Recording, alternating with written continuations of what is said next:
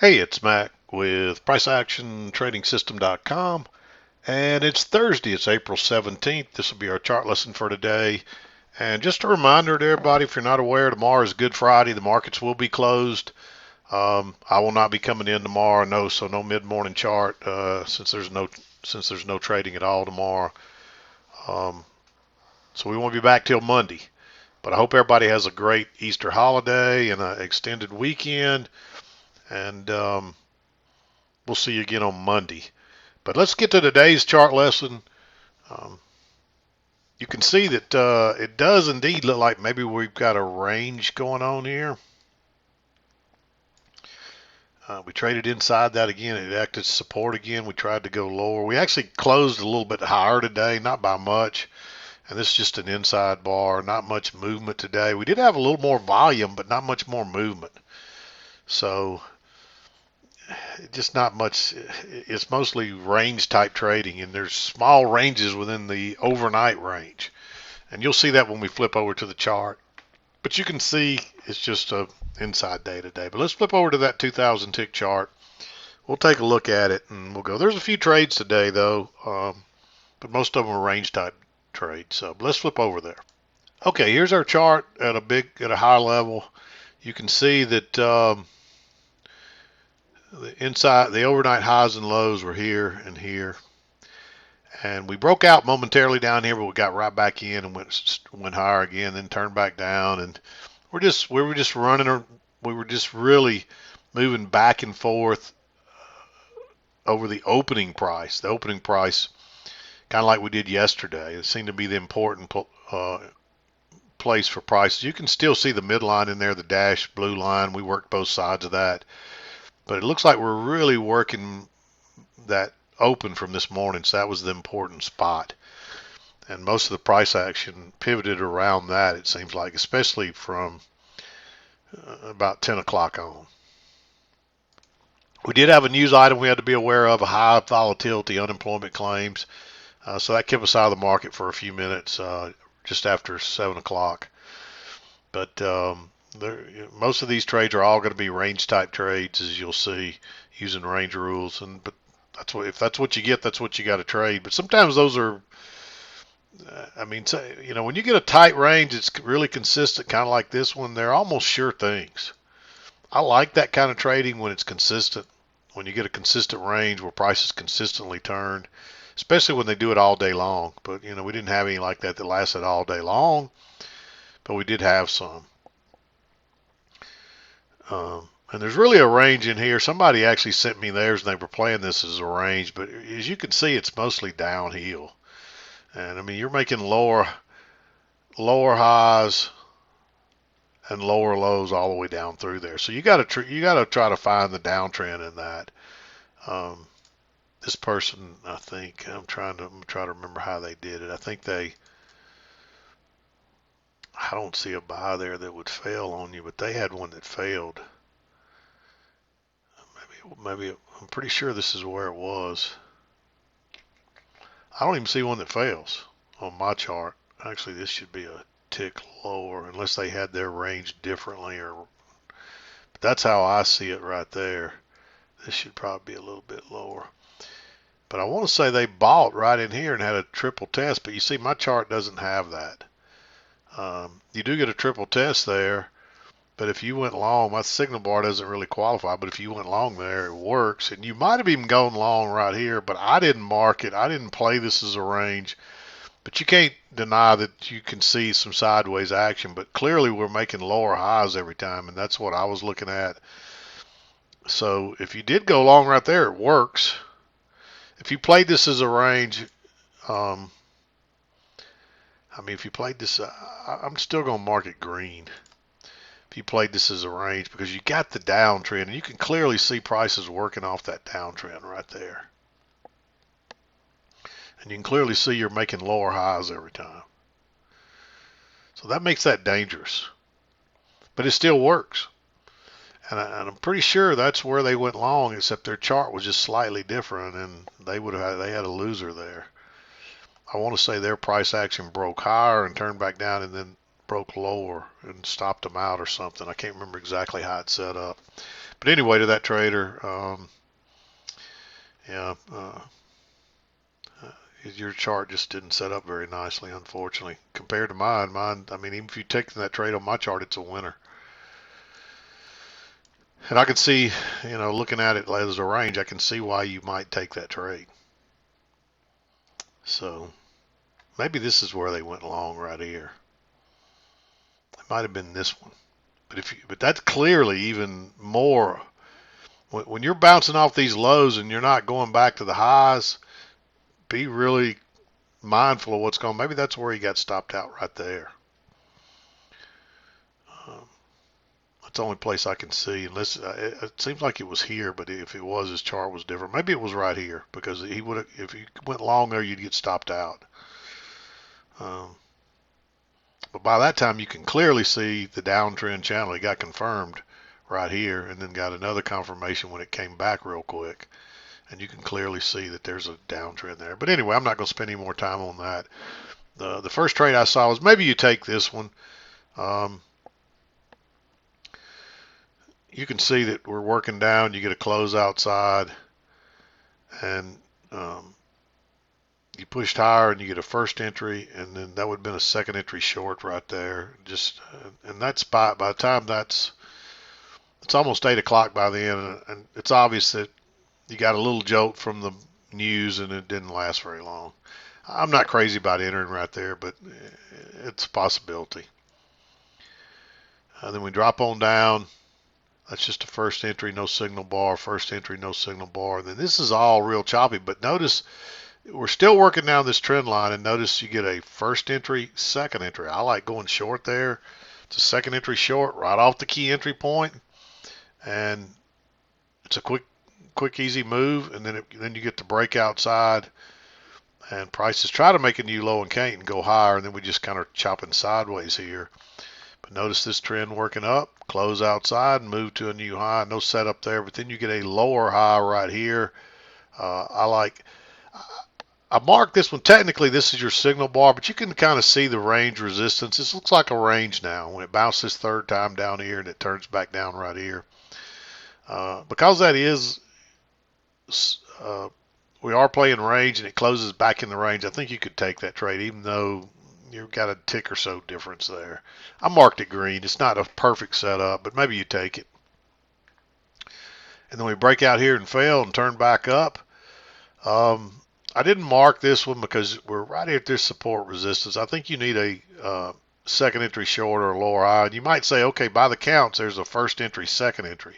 But this is just sideways. There's no leg up there. I only see one leg up. So to me, that's a first entry. So I'm going to count that double bottom as a first entry. Remember that. That's kind of your deciding factor. How do you know whether it's counted as a first or second entry? Well, if you're just working sideways and it's like a tick like that, there's no leg up. It should look like two legs as well.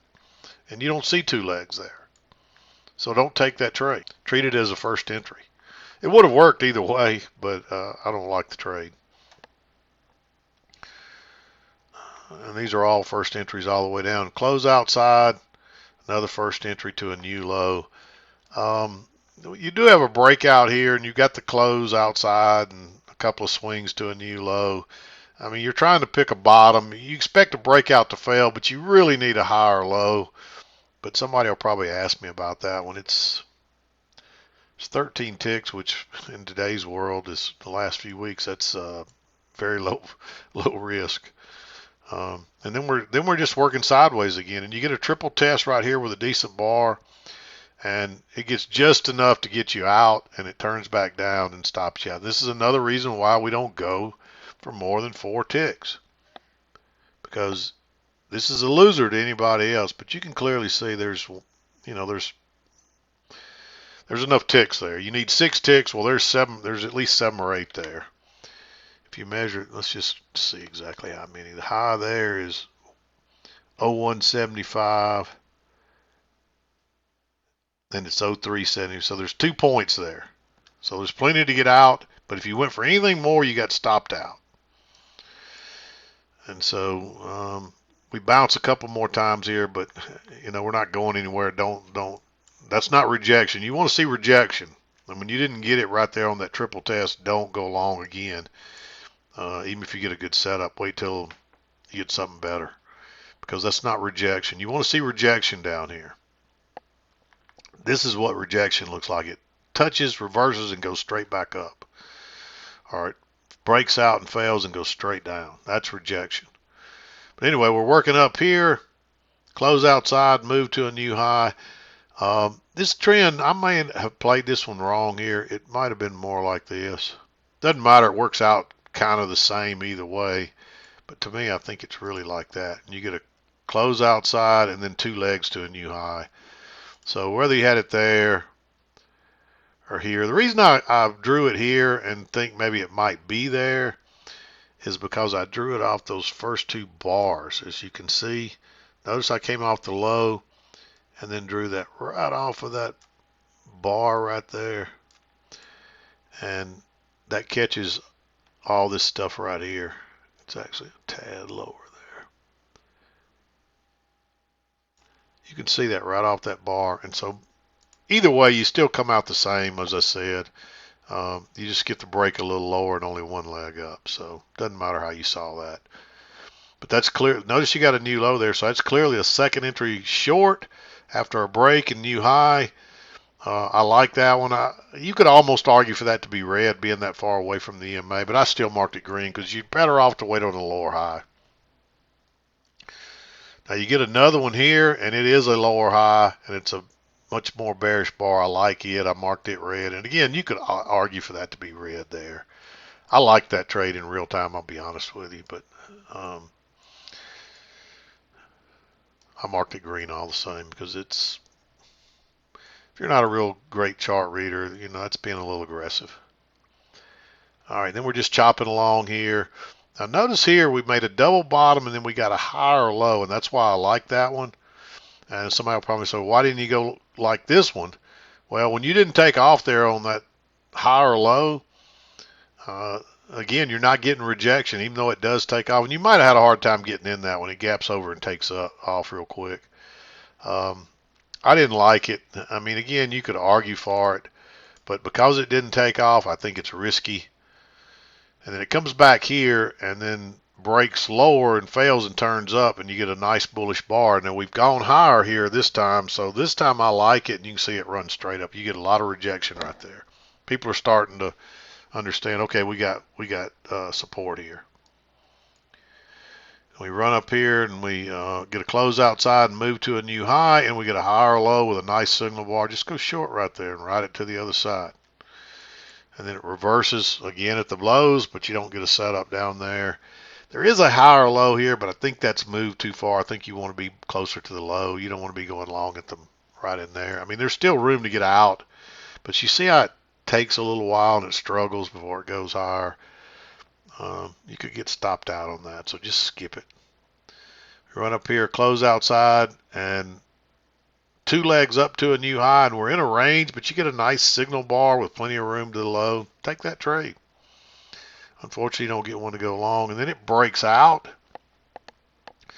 Again, you probably should, most breakouts are going to fail, and you should probably wait on the lower high, so for that reason I marked that one green. And by the time you get a lower high, we've moved too far. But notice the close outside, two legs down, and it reverses. Again, you could probably say, okay,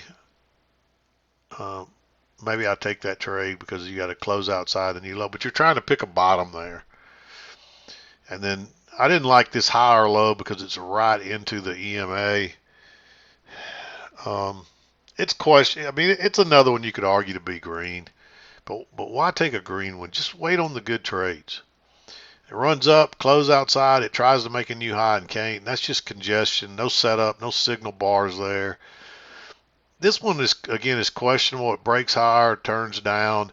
By the time it closes, I don't think you can go short there. You might have traded that on the engulfing bar, but that's for more advanced traders. So if you're an advanced trader and you're good enough to trade engulfing bars, then maybe you take that trade. Again, it's still iffy. It's a little aggressive because you've moved a little bit. You want the lower high to be a little closer to the high. It runs down here, bounces at the low, gets a close outside, makes a new low, reverses. This looks a little congested, but there's still a good bit of room back to the EMA. So I marked that green. Again, wait on the higher low, and you see that comes here, and then it takes off. The smart traders are all waiting on this higher low. And you get a spike and channel up there. Unfortunately, you don't really get any setups on this move up.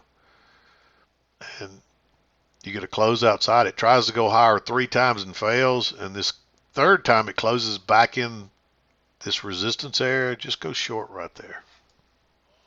That's a triple test. And you're back in the range. And unfortunately, it doesn't go very far, but it's a quick, easy scalp. And then we get another trend down, close outside. You really end up getting 2 legs down there, close outside. These are really 2 separate trends because you got a little sideways action in between them. So you would count those as 2 legs. And you can see they're pretty much 2 measured legs. And so that makes it tempting to go long right there, but don't try to pick bottoms. Wait and see if you get a higher low, which you don't really get. And that takes you into 230. So there it is. That's our holiday Friday, because it's on a Thursday, because it is Thursday, but that's our holiday Friday on a Thursday.